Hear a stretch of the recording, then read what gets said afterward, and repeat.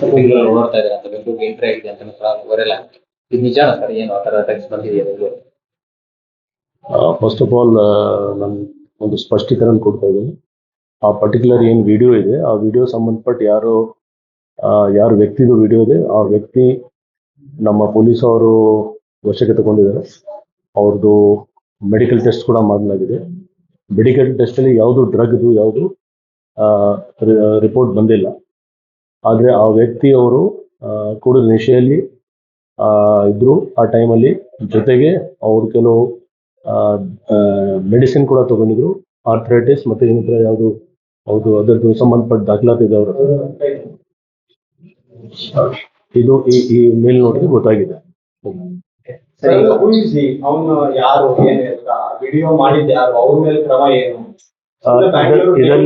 ಇದರಲ್ಲಿ ಎರಡು ಭಾಗ ಇದೆ. ಒಂದು ವಿಡಿಯೋ ವೈರಲ್ ಮಾಡೋರು ಯಾರು, ಅದರ ಬಗ್ಗೆ ನಾವು ನಮ್ಮ CCB ವಿಂಗ್ ಮತ್ತೆ ನಾರ್ತ್ ಈಸ್ಟ್ ಡಿವಿಷನ್ DCP ಅವರು ಎಲ್ಲರೂ ಪ್ರಯತ್ನ ಮಾಡಿ ಫೈಂಡ್ ಔಟ್ ಮಾಡ್ತಿದ್ದಾರೆ ಎಲ್ಲಿಂದ ಅದು ವಿಡಿಯೋ ವೈರಲ್ ಆಗಿದೆ. ಯಾಕೆಂದ್ರೆ ನಾವು ಮತ್ತೆ ಅಪೀಲ್ ಮಾಡ್ತಾ ಇದ್ದೀವಿ, ಈ ಥರ ಯಾವುದು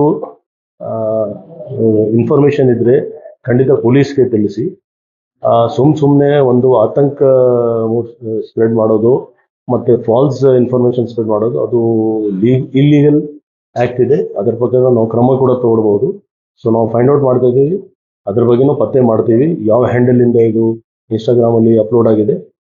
ಮತ್ತೆ ಅದಕ್ಕಿಂತ ಮುಖ್ಯವಾಗಿ ಕೆಲವು ರೆಸ್ಪೆಕ್ಟಬಲ್ ಪರ್ಸನ್ಸ್ ಆಫ್ ಸೊಸೈಟಿ, ಸಮಾಜದಲ್ಲಿ ಕೆಲವು ವ್ಯಕ್ತಿಯವರು ಇದ್ದಾರೆ, ಅವರು ಕೂಡ ಇದಕ್ಕೆ ಶೇರ್ ಮಾಡಿಕೊಂಡು ಯಾಕೆಂದರೆ ನೀವು ಅಥವಾ ಯಾರು ನಾವು ಇದಕ್ಕೆ ಸ್ಪಷ್ಟೀಕರಣ ಕೊಡಲಿಕ್ಕೆ ನಮಗೆ ಫಸ್ಟ್ ಮೆಡಿಕಲ್ ರಿಪೋರ್ಟ್ ಬೇಕು. Without medical report, without verification, without fact finding ಸುಮ್ಮನೆ ಈ ಥರ ಒಂದು ಕೆಟ್ಟ ಹೆಸರು ತರಲಿಕ್ಕೆ ಅಥವಾ ಯಾರ ಬಗ್ಗೆ ಈ ಥರ, ಅವರು ಕೂಡ ಒಬ್ಬ ಮನುಷ್ಯ, ಆ ಮನುಷ್ಯ ಬಗ್ಗೆ ಈ ಥರ ಮಾಡಿದರೆ ಖಂಡಿತ ಅವ್ರಿಗೆ ಕೂಡ ಕಾನೂನಿಗೆ ಅವಕಾಶ ಇದೆ ಒಂದು ಕಂಪ್ಲೇಂಟ್ ಕೊಡಲಿಕ್ಕೆ.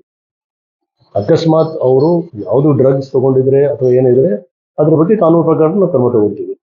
ಬಟ್ ಸುಮ್ಮನೆ ಒಂದು ಹೆಸರು ಹೇಳಿ ಈ ಥರ ಬೇರೆ ಕಡೆ ಆಗಿದೆ, ಇದು ಬೆಂಗಳೂರಲ್ಲಿ ಇದು ಸತ್ಯಕ್ಕೆ ದೂರ ಅಲ್ಲ.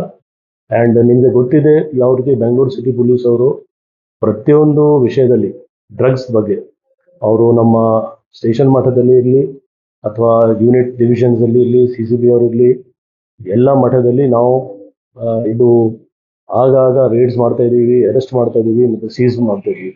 ಸೊ ಈ ವಿಷಯ ನಮಗೆ ಗಮನಕ್ಕೆ ಬಂದ ತಕ್ಷಣ ನಾವು ಯಾರು ವ್ಯಕ್ತಿಯವರ ಆ ವ್ಯಕ್ತಿಗೆ ವಶಕ್ಕೆ ತಗೊಂಡಿದ್ದೀವಿ. ಆ ವ್ಯಕ್ತಿಯು ಮೂಲತಃ ಇಲ್ಲಿಯವರಲ್ಲ, ಇಲ್ಲಿ ಅವರು ಕೆಲಸಕ್ಕೆ ಬಂದಿರೋ 3 ತಿಂಗಳ ಹಿಂದೆ ಅವ್ರಿಗೆ ಸ್ವಲ್ಪ ಆರೋಗ್ಯ ಸರಿ ಇಲ್ಲ. ಮತ್ತೆ ಆ ಕ್ಷಣದಲ್ಲಿ ಅವರು ಹೇಳ್ತಾರೆ ನಾವು ಜಾಸ್ತಿ ಕುಡಿದಿದ್ದೀವಿ ಮತ್ತೆ ಜೊತೆಗೆ ಮೆಡಿಸಿನ್ ತಗೊಂಡಿದ್ದೀವಿ. ಅದು 2 ವಿಷಯ ನಮ್ಮ ಮೆಡಿಕಲ್ ರಿಪೋರ್ಟ್ಲಿ ಕೂಡ ಬಂದಿದೆ. ಸೊ ನಾವು ಲೀಗಲ್ ನೋಟಿಸ್ ಕೊಡ್ತಾ ಇದ್ದೀವಿ, ಯಾರು ಇದು ವೈರಲ್ ಮಾಡಿದ್ದಾರೆ ಮತ್ತೆ ಯಾರ್ಯಾರು ಇದು ಶೇರ್ ಮಾಡಿದ್ದಾರೆ ಅವ್ರಿಗೆ ಕೂಡ ನಾವು ನೋಟಿಸ್ ಕೊಡ್ತೀವಿ.